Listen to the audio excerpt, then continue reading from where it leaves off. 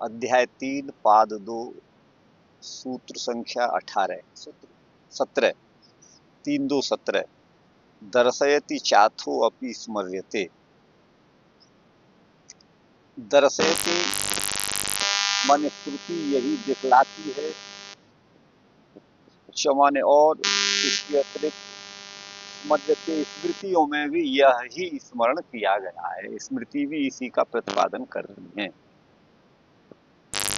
क्या प्रतिपादन करती हैं?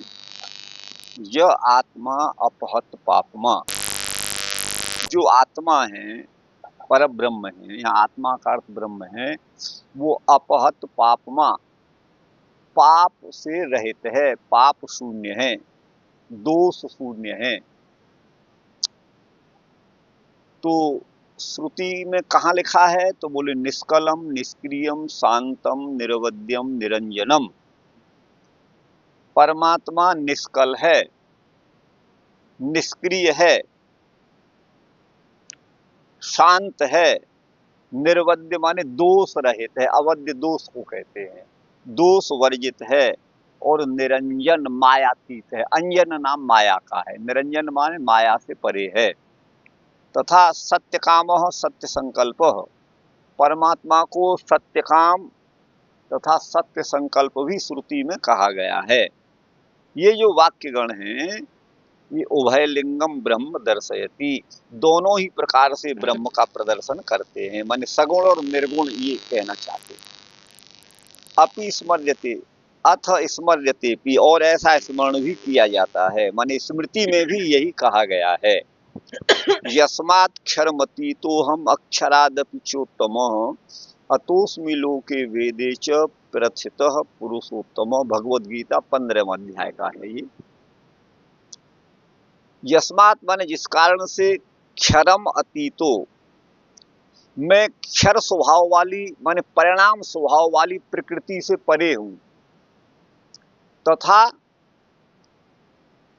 अक्षरादपि अविनाशी जीवात्मा से भी, अक्षर यहाँ अक्षर का अर्थ अविनाशी जीवात्मा, अविनाशी जीवात्मा से भी मैं उत्तम हूं, श्रेष्ठ हूं। किसी की श्रेष्ठता तभी होगी जब उसकी अपेक्षा कोई न्यून हो। तो जीवात्मा परमात्मा की अपेक्षा न्यून है, यद्यपि अविनाशी तो है, अक्षर तो है, लेकिन परमात्मा की अपेक्षा वो ज्ञान में, ऐश्वर्य में, सामर्थ्य में न्यून है। इसीलिए परमात्मा जीव की अपेक्षा उत्तम पुरुष हैं। भगवद गीता में उत्तम पुरुषस्त्वन्य, उत्तम पुरुष तो अन्य है, यह भी कहा गया है।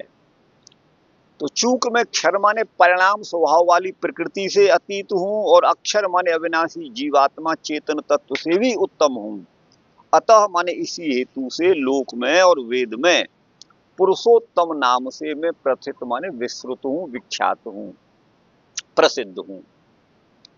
आगे भी स्मृति में कहा गया भगवद गीता में, अहम सर्वस्य प्रभवो, मैं ही सबका उत्पत्ति करने वाला हूं, और मत्तः सर्वम प्रवर्तते, मुझी से सारा विश्व जो है वो प्रवृत्त होता है।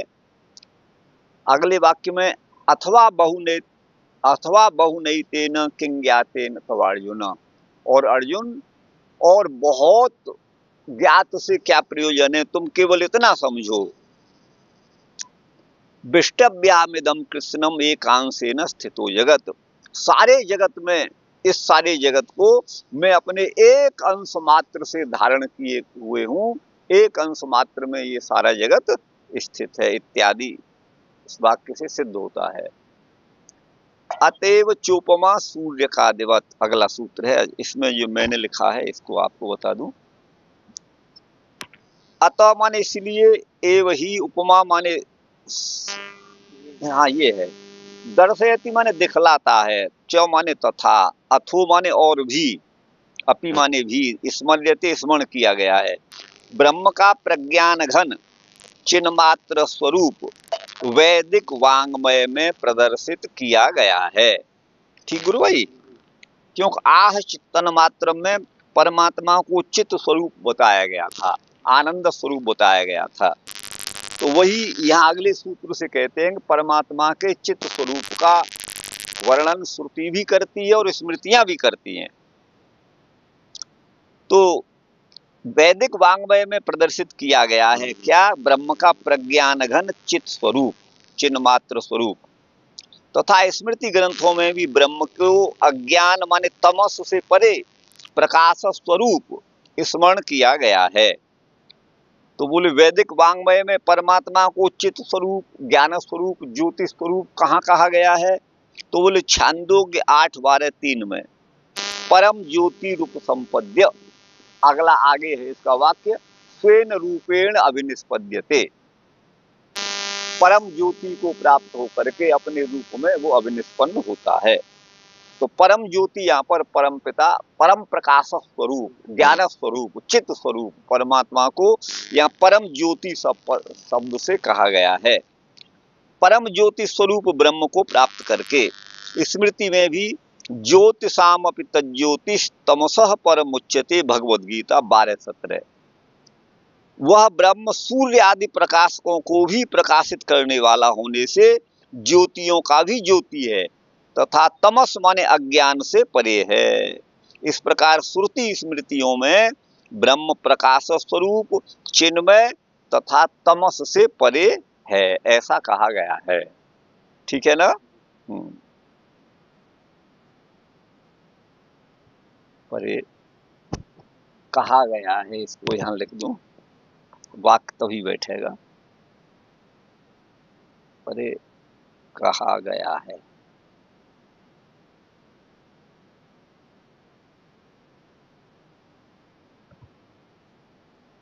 चलिए अगला है गुरु भाई, अतएव चोपमा सूर्य का दिवत। अतएव माने इसलिए, चूंकि परमात्मा प्रकाश स्वरूप है, तमस से परे है, ज्योति स्वरूप है, ज्ञान स्वरूप है, चित्त स्वरूप है। अतएव माने इसी कारण से जो परमात्मा की उपमा दी जाती है वो सूर्य आदि के से दी जाती है। सूर्य का दिवत, जल सूर्य आदि से दी जाती है। तो अब यहाँ पर यतः सर्वगतमपि ब्रह्म, क्योंकि ब्रह्म सर्वत्र व्याप्त है, सर्वगत है, तो भी ब्रह्म उभय लिंगत्वात्, दोनों ही प्रकार का लिंग माने बोधक शास्त्र उपलब्ध होता है। बोधक प्रमाण ब्रह्म के उभय स्वरूप के बोधक श्रुति वाक्य उपलब्ध होते हैं। इसलिए ब्रह्म जो है सगुण भी है, निर्गुण भी है, ये कहना चाहते हैं, और वह ब्रह्म निर्दोष ही है। अतएव माने इसलिए, यथा आत्मैको ह्यनेकस्थो जलाधारे शिवांशुमान इत्यादि शास्त्रे ब्रह्मणो निर्दोषत्वं ख्यापयितुं सूर्यकाद वद उपमा उच्यते। यथा आत्मैको ह्यनेकस्थो, देखिए जलाधारेषु अंशुमान, जलाधार माने भिन्न भिन्न, जल के आधार भिन्न भिन्न घट अथवा तालाब हैं, जलाधार घट आदि हैं अथवा तालाब आदि हैं, लेकिन एक ही सूर्य उन सभी तालाबों में, उन घटों में भिन्न भिन्न दिखाई देता है, अलग अलग दिखाई देता है ना। जलाधारेषु अंशुमान, अंशुमान नाम सूर्य का है, अंशु किरण को कहते हैं, किरण वाला होने से अंशुमान कहा गया है। वह एक ही सूर्य जो है, अंशुमान में एक वचन है, जलाधारेषु में बहुवचन है। जल के आधार घट आदि में या सरोवर आदियों में एक ही सूर्य जो है अनेक अनेक रूप में स्थित दिखाई देता है। उसी प्रकार से यथा आत्मा एको, आत्मा माने यहाँ पर ब्रह्म एक है, यहाँ आत्मा का पद ब्रह्म है, वो एक होते हुए भी अंतःकरण के भेद से प्रत्येक के हृदय में विराजमान दिखाई देता है, अनेकत्र दिखाई देता है। तो यहाँ शास्त्र में ब्रह्म को निर्दोष ख्यापित करने के लिए, ब्रह्म की निर्दोषता का जो है वो वर्णन करने के लिए सूर्य कादिवद उपमा उच्यते, सूर्य कादि के समान उपमा दी गई है। तो देखिए यहाँ सूर्य कादि का मतलब है, वैसे कम जल को भी बोलते हैं, क माने जल, कम माने जल, तो यहाँ सूर्य में, सूर्य का प्रतिबिंब जल में आता है ना, तो उसको सूर्य कह सकते हैं, सूर्य कादिवत। तो जैसे जलगत दोषों से वो जो आकाश में स्थित एक सूर्य है वो लिप्त नहीं होता, ठीक है ना। उसी प्रकार से वो प्रत्येक हृदय में अलग अलग विराजमान होते हुए भी उस अंतःकरण के दोषों से वो जो है दूषित नहीं होता, ये भाव है। अतएव उपमा सूर्य का दिवत, ये भाव है। अब इसमें लिखा है हमने गुरु भाई, अतएव उपमा सूर्य का दिवत, इसीलिए एव माने ही, उपमा माने सादृश्य, सूर्य का दिवत जलगत सूर्य प्रतिबिंब के समान। क जल को कहते हैं सूर्य क, जलगत सूर्य प्रतिबिंब के समान ब्रह्म चिन्मात्र प्रकाश स्वरूप है। इसलिए सूर्य अग्नि आदि ज्योतिर्मय तत्वों के साथ, आदि पद से जो भी अग्नि या फिर वो, अच्छा ऋग्वेद का प्रारंभ तो अग्नि शब्द से ही हुआ है, वह परमात्मा को अग्नि शब्द से स्तुति की गई है परमात्मा की। अग्निमीले पुरोहितम पहला मंत्र है, यज्ञस्य देवम ऋत्वियम होतारम रत्न धातमम, इतना है पहला मंत्र। तो अग्नि का मतलब है यहां पर निष्पाप, परम तेजस्वी, ठीक है ना। और आप अर्थ निकालेंगे तो अग्नि किसी को भी जलाकर भस्म कर देती है, ऐसे ही सारे विश्व को अपने अंदर समाहित करने वाला भी परमात्मा है। और अग जो है, अग्नि जो है वो गति कारक है। आप हवाई जहाज को उड़ता हुआ देखते हैं, रेल मोटर को चलता हुआ देखते हैं, वो अग्नि की महिमा से ही चल रही हैं। पेट्रोल गाड़ी में आप डालते हैं, वो जलती है, तब उसमें जो है गर्मी पैदा होती है, तब वो गति।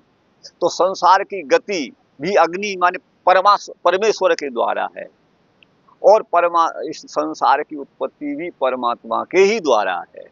इस रूप में अग्नि को, परमात्मा को अग्नि कहा गया है।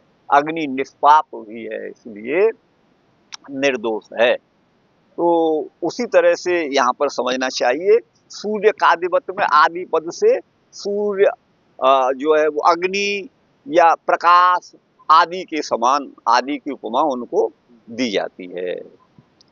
आगे है, यही है ना, ब्रह्म चिन्मात्र प्रकाश स्वरूप है, इसलिए सूर्य अग्नि आदि ज्योतिर्मय तत्वों के साथ उपमा दी जाती है। वेदाहमेतम पुरुषम महंतम आदित्य वर्णम तमस परस्तात्, यजुर्वेद 31:18। आदित्य के समान प्रकाश स्वरूप महान पुरुष, पुरुषोत्तम परब्रह्म को मैं जानता हूँ, जो कि सर्वथा तमस माने अज्ञान माने जड़ तत्व से परे है। इसमें इस मंत्र में आदित्य वर्ण पद द्वारा ब्रह्म को चेतन एवं तमस से परे द्वारा माने जड़ तत्व प्रकृति से पृथक कहा गया है। आकाशस्थ एक ही आदित्य भिन्न भिन्न जलाशयों में भिन्न भिन्न अनेक रूपों में दिखाई देता है, वैसे एक ही ब्रह्म समस्त जीवों में पृथक पृथक दिखाई देता है। वस्तुतः ब्रह्म एक ही है। इसी आशय से कहा गया है, यथात्मयी को ह्यनेकस्थो जलाधारे शिवांशुमान। एक ही परमात्मा भिन्न भिन्न देहों में पृथक पृथक देखा जाता है, जैसे एक ही सूर्य भिन्न भिन्न जलाशयों में अनेकस्थ दिखाई देता है। सूत्र में सूर्य कादिवत में क शब्द जल का वाचक है। कम माने जल, क माने सुख, क के अनेक अर्थ हैं, और क माने करदा, इस अर्थ में ही है। संकते, अब यहाँ शंका होती है, आगे निम्बार्काचार्य लिखते हैं अगले मंत्र सूत्र को। यहाँ भगवान बादरायण का सूत्र है, अम्बुवद ग्रहणातु न तथात्वम। तो कहते हैं अम्बुवद अग्रहणातु, अम्बुवत माने जल के समान, अग्रहण से तो, न तथात्वम वैसा नहीं है। अर्थात सूर्य में सूर्य का जल में सूर्य का प्रतिबिंब पड़ता है। सूर्य तो दूर है, लेकिन ब्रह्म तो किसी से दूर है नहीं, वो तो सब जगह है, उसको तो वैसा हम नहीं कह सकते। इसी भाव से ये संभवतः कहा होगा। अब देखिए ये इन्होंने क्या लिखते हैं, निम्बार्काचार्य लिख रहे हैं, सूर्यादम्बु दूरस्थम गृह्यते। सूर्य से अंबु माने जल, दूरस्थम दूर प्रदेश में स्थित है। सूर्य आकाश में है, जल पृथ्वी पर है। अच्छा, लेकिन उस जल को सूर्य अपनी किरणों के द्वारा ग्रहण कर लेता है, भास्व बन के उड़ जाता है, मेघ बनता है, फिर वृष्टि होती है। तो सूर्य ही इस वृष्टि आदि का कारण भी होता है। तो सूर्य से अंबु माने जल दूरस्थम दूर प्रदेश में स्थित है, लेकिन गृह्यते ग्रहण कर लिया जाता है। तद्वत उसी प्रकार अंशिनः माने अंशी परमात्मा के सकाश से स्थानस्य अग्रहणात् स्थान के अग्रहण से दृष्टांत का वैषम्य होता है। न तथात्वम माने सकाश स्थानस्य अग्रहणात्। अब ये स्पष्ट नहीं हो रहा निम्बार्काचार्य क्या कह रहे हैं यहाँ, देखिए इसमें को प्रभाव में कुछ कहा होगा तो कहा होगा, इनका आशय यहीं से होगा। हाँ तू सर तथात्वम ब्रह्मण प्रतिबिंबित सूर्याय तुल्यत्वम नास्ति। माने ब्रह्म जो है जैसे जल में सूर्य का प्रतिबिंब पड़ता है, वैसे उस प्रतिबिंब के समान ब्रह्म नहीं है। न तथात्वम अंबुवद अग्रहणात्तु न तथात्वम। ये लिखते हैं तथात्वम ब्रह्मण प्रतिबिंबित सूर्यादि तुल्यत्वम। जल में प्रतिबिंबित सूर्य आदि के समान ब्रह्म नहीं है। कुतः अंबुवद अग्रहणात्, अंबुवद अग्रहण से, जल के समान अग्रहण से। अब इसका क्या करते हैं, सूर्यादे सकाशादम्ब दूरस्थम गृह्यते तत्र प्रतिबिंबितोपि सूर्यादिश तत्प्रयुक्तैर दोषैर न स्पृश्यते। देखिए सूर्य आदि के समीप से अंबु माने जल दूर प्रदेश में स्थित है, वहां उस जल में प्रतिबिंबित जो सूर्य है वो तत्प्रयुक्त दोषों से माने जलगत दोषों से वो जो सूर्य है वह दूषित नहीं होता। जलगत दोषों से वह सूर्य दूषित नहीं होता। आप यो समझिए, मान लो प्रतिबिंब भी हमें दूषित सा लग रहा है, तो भी जो बिंब रूप सूर्य है वो जो है दूषित न तथात्वम नहीं होता। स्पृश्यते स्वरूपस्य बिंबस्य दूरस्थत्वात्। तो जो स्वरूप जो बिंब है, बिंब माने सूर्य, वो दूरस्थ है, इसलिए जल के दोषों से उसका तो कोई स्पर्श होने का मतलब ही नहीं है। ब्रह्मण सकाशात्तु चेतना चेतनस्य सूर्यस्य अंबुवत दूरतो अग्रहणात्। वही कहते हैं जी, सर्वस्य है, सर्वस्य है। चेतना चेतन से सर्वस्य, चेतन अचेतन जो है अंबुवत माने जल के समान दूर से अग्रहणात् ग्रहण न होने से, अर्थात जल से वो पृथक रहता है। सूर्य जल में नहीं आ जाता, प्रतिबिंब के द्वारा वो जल में वो सूर्य नहीं आता, ये मतलब है। यह पृथिव्याम तिष्ठन योपसु तिष्ठन यह आत्मनि तिष्ठन यस्मिन् लोकाश्रिता सर्वे इत्यादि श्रुतिभ्यः। जो पृथ्वी में रहते हुए, जो जलों में रहते हुए, जो आत्मा में रहते हुए, जिसमें सारे लोग जो श्रुत माने आश्रित हैं, इन श्रुतियों से ये सिद्ध होता है कि परमात्मा सर्वव्यापक है। ईश्वर सर्वभूतानां हृदय तिष्ठति मयि सर्वमिदं प्रोतम इत्यादि स्मृति। अर्थ आप समझते होंगे इसका। तस्मात् प्रकृतस्य परम पुरुषस्य च न प्रतिबिंबित सूर्यादि तुल्यता। वो प्रतिबिंब सूर्य के समान परब्रह्म नहीं है। सूर्य जो प्रतिबिंबित जल में हो रहा है उसके समान परब्रह्म नहीं है। इसी बात को कहा है गुरु भाई, अंबुवद अग्रहणात् तू न तथात्वम।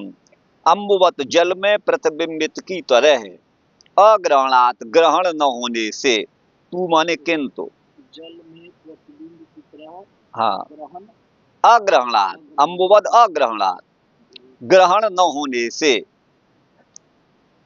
तू किंतु नहीं है तथात्वम उस प्रकार का होना जैसे जल में सूर्य आदि का प्रतिबिंब देखा जाता है, उसी प्रकार ब्रह्म का प्रतिबिंब कहीं भी गृहीत नहीं होता है।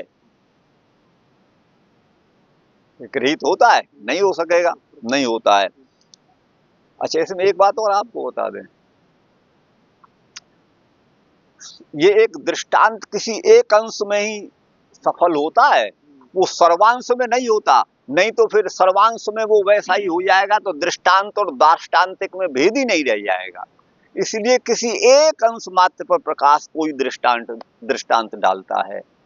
अब आप यहाँ उपमा तो सूर्य आदि के समान दी और सूर्य का प्रतिबिंब जल में बताया, लेकिन अब यहाँ विचार करने की बात है। सूर्य एक साकार पदार्थ है, जल भी साकार है और उन दोनों की दूरी भी है। तो दूरी होने से आकार वाले सूर्य का प्रतिबिंब आकार वाले जल में पड़ता है, लेकिन पहली बात ब्रह्म तो किसी से दूर है नहीं। दूसरी बात ब्रह्म तो निर्वयव है, निराकार है, उसके प्रतिबिंब पड़ने का प्रश्न ही नहीं है। उसके प्रतिबिंब पड़ने का प्रश्न ही नहीं है। वही यहाँ पर कहा गया है अम्बुवद अग्रहणात्। उसको हम जैसे जल में सूर्य के प्रतिबिंब को अनुभव करते हैं, देखते हैं, उस तरह से परमात्मा के स्वरूप का ग्रहण नहीं हो सकता। अम्बुवद अग्रहणात् तो न तथा त्वम, वो जो है जल प्रतिबिंब के समान परमात्मा को नहीं मानना चाहिए। गुरु भाई आगे ना समझ में? हाँ, अब आप देखिएगा, अच्छा वो प्रतिबिंब है, किसी काम का भी नहीं है, वो जल रूप उपाधि के कारण प्रतिबिंब हो रहा है। आप समझिए, अगर वो जो प्रतिबिंबित सूर्य है वो वास्तविक होता तो जल को इतना अपनी उष्मा से, अपनी गर्मी से शोषित करके नष्ट कर देता। ये समग्र पृथ्वी सूर्य के 100वां हिस्सा भी नहीं है, 1000वां हिस्सा, जो भी आप इसको तो वैज्ञानिक भी मानते हैं। तो इस पर समुद्र है, तो समुद्र की क्या स्थिति हो सकती है? उसे अगर सूर्य वहां वास्तविक आ गया तो क्या जल वहां बचेगा? 1 मिनट में उसे सोख साख के नष्ट कर देगा वो, तो वो नहीं रह सकता है, आपको बता दें। आप समझ गए ना? तो इसलिए उसको हम ऐसा न समझे जैसे सूर्य का प्रतिबिंब जल में पड़ रहा है, वैसे ही हमारे अंतःकरण में परमात्मा का प्रतिबिंब पड़ रहा है ना? तो वो जो है वो प्रतिबिंब परमात्मा का पड़ नहीं सकता, क्योंकि वो निर्वयव है, ऐसा आप समझिएगा। अच्छा, ब्रह्म का प्रतिबिंब कहीं भी गृहीत नहीं होता है, अम्बुवद अग्रहणात्। अतः ब्रह्म न तो सूर्य आदि की बात एक देशस्थ है, क्योंकि सूर्य तो एक देश में, एक भाग में स्थित है, अनंत ब्रह्मांड में एक जगह पर है।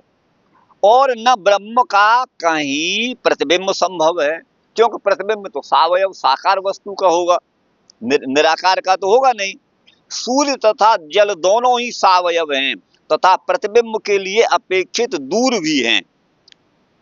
अतः अपेक्षित दूरी होने पर सावयव सूर्य का प्रतिबिंब सावयव जल में प्रतिबिंबित होता है। इसके विपरीत ब्रह्म निर्वयव है तथा किसी भी पदार्थ से ब्रह्म दूर स्थित भी नहीं है, क्योंकि वह सर्वव्यापक है। अतः दृष्टांत में वैषम्य होने से ब्रह्म को एक देशी या दूरस्थ नहीं कहा जा सकता। दृष्टांत एवं दार्ष्टान्तिक में एक अंश में ही सादृश्य गृहीत होता है। ज्योतिर्मय ब्रह्म को ज्योति स्वरूप सूर्य की उपमा प्रकाशकता अंश को लेकर ही दी गई है। वस्तुतः दोनों में महान भेद है। आप समझ गए ना? हाँ आप किसी को पढ़ लो, वो खुलेगा नहीं, उतना उनसे नहीं खुलेगा, आपको बता दूं। हाँ। आगे है गुरु भाई, वृद्धि, यही है ना, वृद्धि ह्रास भाक्त्वम अंतर्भावाद उभय सामंजस्या देवम। वृद्धि माने बढ़ना, ह्रास माने घटना, भाक्त्वम माने भागी होना, माने बढ़ने और घटने का भागी होना। वृद्धि ह्रास भाक्त्वम अंतर्भावात, अंतर्भाव होने से, उभय सामंजस्यास, दोनों के तालमेल से, एवं माने इस प्रकार है। ये तो सूत्र का सूत्र में अर्थ हो गया। अब देखिए भगवान निम्बार्काचार्य लिखते हैं, स्थानेनः स्थानांतर भावात, स्थानी जो है वो स्थान के अंतर्गत उसका अंतर्भाव होता है। तो तत्प्रयुक्त जो वृद्धि और ह्रास भागी है, इसका मतलब है अगर थोड़ा सा जल है तो उसमें सूर्य का प्रतिबिंब थोड़ा दिखाई देगा, बड़ा जलाशय है तो उसमें बड़ा दिखाई देगा। तो ये वृद्धि और ह्रास जो होते हैं वो जल की अपेक्षा से वो बढ़ा और घटा हुआ दिखाई दे सकता है। तो स्थानीय का स्थान में अंतर्भाव होने से तत्प्रयुक्त जो वृद्धि और ह्रास, उसका बढ़ना और घटना, उसका भागी इस दृष्टांत से निराकृत किया जाता है, माने उसका खंडन किया जाता है। वस्तुतः उस सूर्य में कोई घटना बढ़ना नहीं होता है। वो तो उसके जल के आकार के अनुसार हमें उसका छोटे बड़े का दिखाई दे रहा है, अन्यथा तो नहीं। उभय सामंजस्यादेवं विवक्षितांश मात्रम गृह्यते, दोनों के सामंजस्य से जो विवक्षित अंश है, माने जो केवल एक अंश में जो दृष्टांत चरितार्थ होता है, उसी को यहाँ पर ग्रहण किया जाएगा। ये इन्होंने खोला नहीं, क्या ग्रहण किया जाएगा क्या नहीं किया जाएगा। वृद्धि ह्रास भाक्त्वम अंतर्भावाद उभय सामंजस्यादेवं, वृद्धि ह्रास भाक्त्वम, बढ़ने या घटने का भागीदार होना, अंतर्भाव माने सबके भीतर विराजमान होने से, उभय सामंजस्यात्। अब यहाँ इतना आप समझिएगा, सूर्य सभी जलाशयों में प्रतिबिंबित है, ऐसे ही परमात्मा भी सभी के अंदर विराजमान है, यूं समझिएगा। जैसे सूर्य का प्रतिबिंब जल में विराजमान है, वैसे वो तो प्रतिबिंब विराजमान है, लेकिन परमात्मा तो स्वतः विराजमान है, वो प्रतिबिंब नहीं, स्वयं ही विराजमान है। तो वही अंतर सबके भीतर विराजमान होने से उभय सामंजस्य, दोनों पदार्थों का सामंजस्य माने तालमेल होने से, एवं माने इस तरह, प्रतिबिंब स्थान जल के बढ़ने घटने पर प्रतिबिंब बड़ा या छोटा प्रतीत होता है गुरु भाई, उसी प्रकार अंतर्यामी ब्रह्म की वृद्धि या ह्रास संभव नहीं है। ठीक है ना, क्योंकि वह अंतर्यामी होने से सर्वत्र व्याप्त है।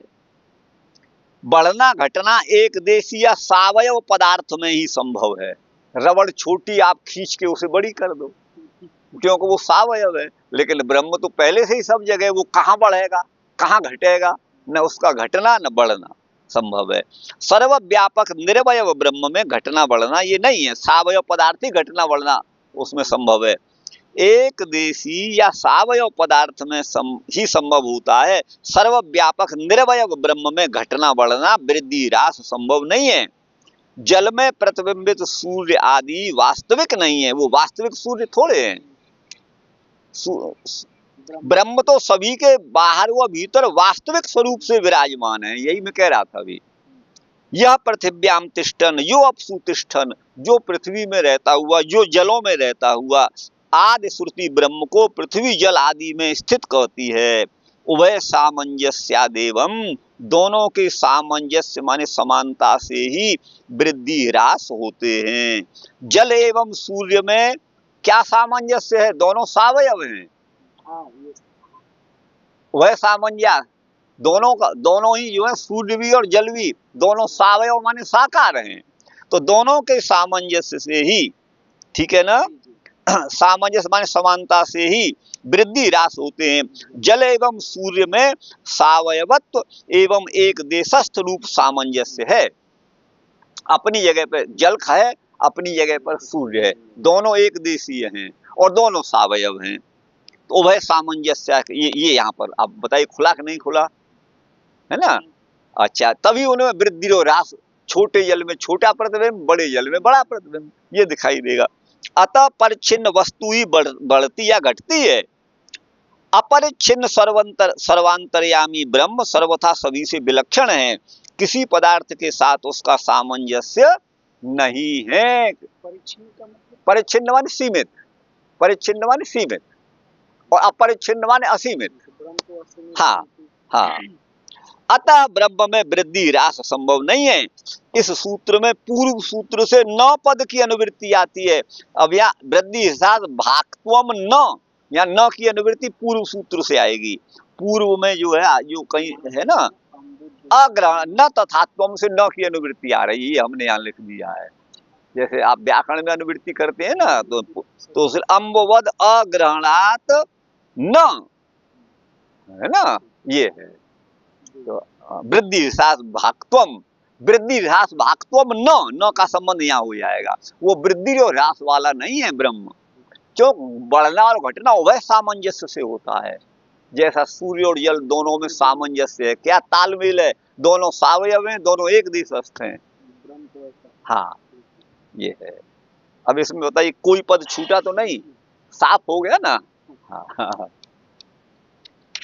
एक ये इसीलिए हमें जरूरत पड़ी, हमें अनुभव किया कि लिखना बहुत जरूरी है।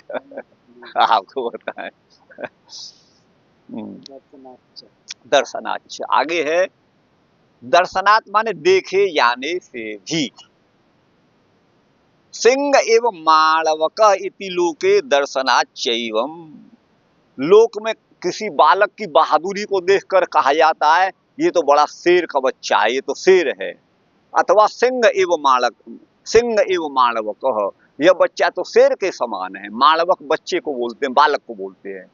देखिए जो शाकुंतल भरत था ना, भरत दुष्यंत पुत्र दौष्यंती शाकुंतल जो भरत, वो जो है अपनी शैशव अवस्था में ही शेर के दांत गिनता था।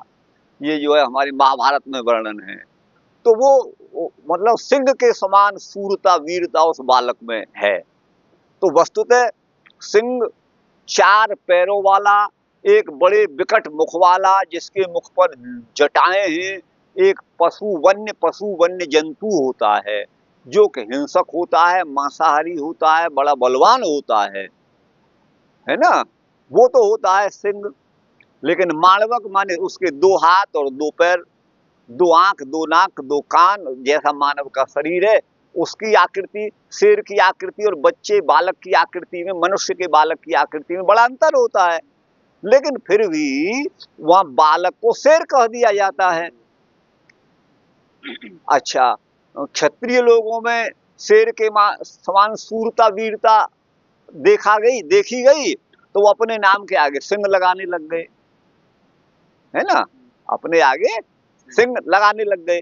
और आजकल तो सारी जातियां, अब तो कोई प्रतिबंधी नहीं, कोई कुछ भी लगा रहा है, कर रहा है। तो वस्तुतः दोनों में भेद होता है, सिंह में और बालक माने बालक में। लेकिन फिर भी वहां शौर्य जो शेर के अंदर विद्यमान है, जो वीरता उसके अंदर विद्यमान है, वही पराक्रम, वही शौर्य, वही वीर उस बालक में भी देखा जाता है। तो इस अंश को लेकर के बालक को शेर कह दिया जाता है। तो सिंह एवं मालवक इस लोके दर्शनाच्चैवम, लोक में ऐसा देखा जाता है। एवं माने इस प्रकार की उपमा दी जाती है। वैसे ही जो सूर्य है और ब्रह्म है वो अलग अलग हैं, वो एक नहीं हो जाएंगे, लेकिन उपमा दी जाती है कुछ कुछ कुछ अंश मात्र को लेकर के, ये भाव है। दर्शनाच्च, च माने तथा, दर्शनात् देखे जाने से, समस्त विश्व में व्याप्त होने पर भी ब्रह्म विश्व के दोष आदि से युक्त नहीं होता है, ऐसा श्रुति में देखा जाता है। श्रुति कहती है सूर्यो यथा सर्वलोकस्य चक्षुर न लिप्यते चाक्षुषैर्बाह्य दोषैः, एकस्तथा सर्वभूतांतरात्मा न लिप्यते लोक दुखेन बाह्य। कठोपनिषद 2:2-11। अर्थात सूर्य समस्त लोक की, समस्त संसार की चक्षु माने नेत्रों का प्रकाशक है। सर्वलोकस्य सूर्य चक्षु, अगर सूर्य का प्रकाश नहीं होगा तो हमारी आंख कितनी भी जोरदार हो देख नहीं सकती है, उसको सूर्य के प्रकाश की आवश्यकता है। रात्रि में भी चंद्रमा में जो प्रकाश है, तारों में जो प्रकाश है, वो सूर्य का ही प्रकाश है। तो सर्वलोक का चक्षु सूर्य जो होता है, समस्त लोक का चक्षु। लेकिन किसी के चक्षु में दोष है, नेत्र में विकार है, दोष है, तो उस दोष से सूर्य लिप्त नहीं होता। न लिप्यते चाक्षुषैर्बाह्य दोषैः। उसी तरह से एकस तथा सर्वभूतांतरात्मा, समग्र भूतों की अंतरात्मा एकमात्र जो परम ब्रह्म परमात्मा है, वो लोक दुख से दुखी नहीं होता। न लिप्यते लोक दुखेन बाह्य, क्योंकि उससे बाहर है, वो परे है। बाह्य माने परे है, कौन? परमात्मा। कठोपनिषद। सूर्य समस्त लोक की चक्षुओं का प्रकाशक है तथा चक्षु विषयक बाह्य दोषों माने रोगों से लिप्त नहीं होता। उसी प्रकार समस्त भूतों का अंतरात्मा परमात्मा एक है, वह लोक दुख से लिप्त नहीं होता, क्योंकि वह उससे परे है, बाह्य है। अतः लौकिक पदार्थों की भांति ब्रह्म वृद्धि ह्रास आदि से युक्त नहीं होता है। सूर्य समस्त लोकों के चक्षुओं का प्रकाशक है, या चक्षु माने प्रकाशक है। हाँ, तथा चक्षु विषयक बाह्य दोषों माने रोगों से किसी की आंख में तो रोग होता है, हो सकता है, दोष होता है। आंखों की रोशनी किसी की तेज, किसी की कम होती है, किसी की आंखों में जो है दोष हो सकते हैं, लेकिन सूर्य सभी के नेत्रों का भी चक्षु है, सभी के चक्षुओं का चक्षु है, तो भी उस चाक्षुष दोष से, जो व्यक्तिगत चाक्षुष दोष है, वो परमात्मा लिप्त नहीं होता। नहीं आया समझ में? हाँ, समझ गए। ये कठोपनिषद का है। तो दर्शनाच अगला सूत्र है गुरु भाई। अब दूसरा अधिकरण चलिए इसे कल पढ़िए।